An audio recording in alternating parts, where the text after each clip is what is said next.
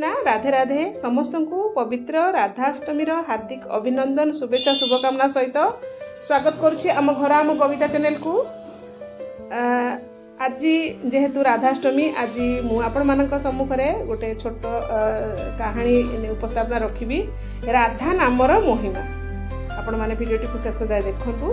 जदि भिडियोटी भल लगुच निश्चित बहुमूल्यर मतामत देकी जातु कारण आपण मानकर गोटे गोटे मतामत मत नुआ नुआ वीडियो बनवाई नुआ नुआ कहानी स्टोरी सबकि आपण सहित शेयर करने बहुत मोटिवेट करे। से आपण मैंने जो राधा नामर महिमा कहानी केमती लगे निश्चित मत कमेंट माध्यम जनवाक अनुरोध। ताले आसतु शुणा राधा नामर महिमा। वृंदावन में जड़े संत महात्मा रोता से नित्य अध्याय श्रीमद भगवत पाठ कर श्री राधा रानी को शुणाउथिले। कालक्रमे संत महाराज वृद्धावस्थार शिकार हो चलिए तथापि नित्य से श्री किशोरी को सबुदिन भागवत शुणाई सारी अन्न जल ग्रहण कर। अकस्मात दिने सन्थंकर आखि को किसी देखागला नहीं। अनेक चेष्टा करी मध्य भागवत से पढ़ी पारे नहीं। सन्थ जनक मन दुखरे कांदिबा लगे नियम अनुजाई भागवत पाठ पूर्व से भजन करते। से आज राधाराणी को आम श्रीमद भगवत शुणई पारना से पूरा उपवास कटाई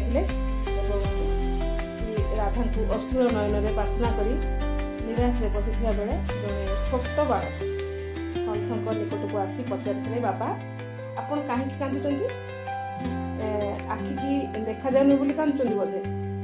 सन्थ महाराज कहले नाई रे पुओ मो आखि की देखा जाऊ नहीं बोली मु कांदी कहीं मु मोर नियम पूरा करि पार नै से दुखरे भांगी पड़ी। बालक को पचारे कि नियम बाबा। सन्थ कहले आज को 60 वर्ष है मु मो श्री राधा रानी को नित्य एक अध्याय भागवत शुणाई तापर अन्न ग्रहण करुली किंतु वृद्धावस्था जो मो आखि को आउ किसी देखागला नहीं। मु श्री किशोरी को भागवत शुणाई पारि ना से कांदी।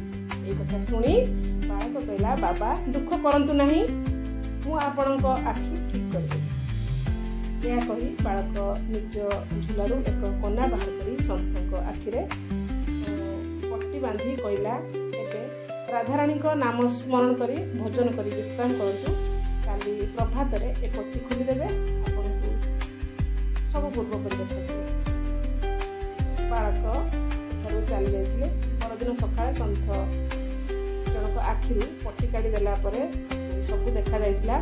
सन्थक मनरे संदेह हैला से उक्त पट्टी खोली जानिबा को इच्छा कले जे बालकटी की प्रकार जड़ी बूटी तांका आखिरे बांधी थिले किंतु पट्टी खोली देखिले एक कागज रे केवल राधा बोली लिखा अछि। सन्थ जनक जोरे कांदिबा को लागले एवं चित्कार करि कहबा को लागले मु पापी जाहाकू जने दैवंक पुओ वैदंक पुओ बोली भाभी आ से कहीं नुहे सी होचंती स्वयं बाल गोपाल थे।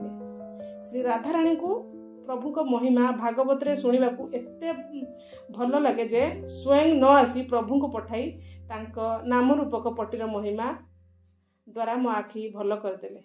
निष्काम भक्तर भगवान भक्तर अधीन हेउ तार समस्त दुख दूर करने को आगे आसंती राधाराणी। जय श्री राधे कृष्ण जय श्री राधे कृष्ण।